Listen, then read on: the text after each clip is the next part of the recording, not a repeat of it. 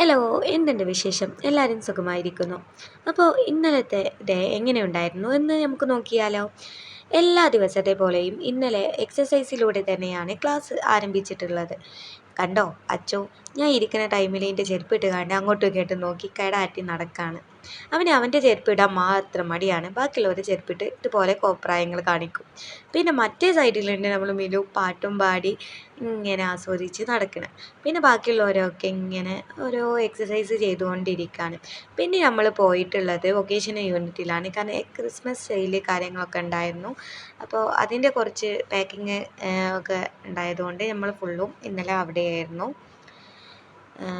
നമ്മുടെ ആഷിഖ് സാറിനെ ഹെൽപ്പ് ചെയ്യാൻ പോയതാണ്. ആഷിഖ് സാറ് പറഞ്ഞാൽ അവിടുത്തെ വൊക്കേഷണൽ ട്രെയിനറാണ്.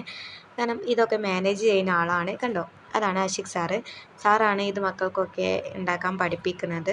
നമ്മൾ 18 വയസ്സിന് മുകളിലുള്ള മക്കളാണ് ഇത് ഫുള്ളും ഉണ്ടാക്കിയിട്ടുള്ളത്.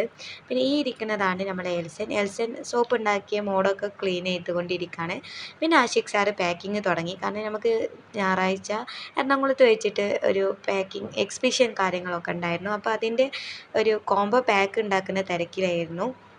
അപ്പോൾ ഇതൊക്കെ നമ്മൾ മക്കൾ ഉണ്ടാക്കിയതാണ്. കണ്ടോ, അത് നല്ല നീറ്റ് ആൻഡ് ക്ലീൻ ആക്കി വെക്കാണ്.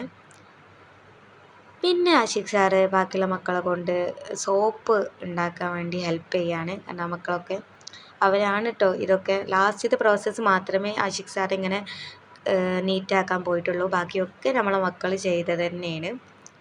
എല്ലാവരും ഉണ്ട്. ഉണ്ണി അതാക്കണ അതിൻ്റെ ചിരി കണ്ടോ. പിന്നെ അപ്പുറത്തെ എൽസൻ്റെ, അഭിരാമിൻ്റെ, മനോജുണ്ട്, എല്ലാവരും ഉണ്ട് ചുറ്റും. അവർ ലാസ്റ്റ് മാത്രമേ ഇതുള്ളൂ. പിന്നെ അതിൻ്റെ ഇടയിൽ അച്ചുവിൻ്റെ ഓരോ കോപ്രായങ്ങൾ കണ്ടോ, ആക്ടിങ്. അയ്യോ, ഭയങ്കര സങ്കടം അഭിനയിക്കുക കേട്ടോ. നല്ല രസമാണ്. അങ്ങനെ ആഷിഖ് സാർ വന്ന് അച്ചുവിനോട് സ്നേഹപ്രകടനവും കണ്ടോ.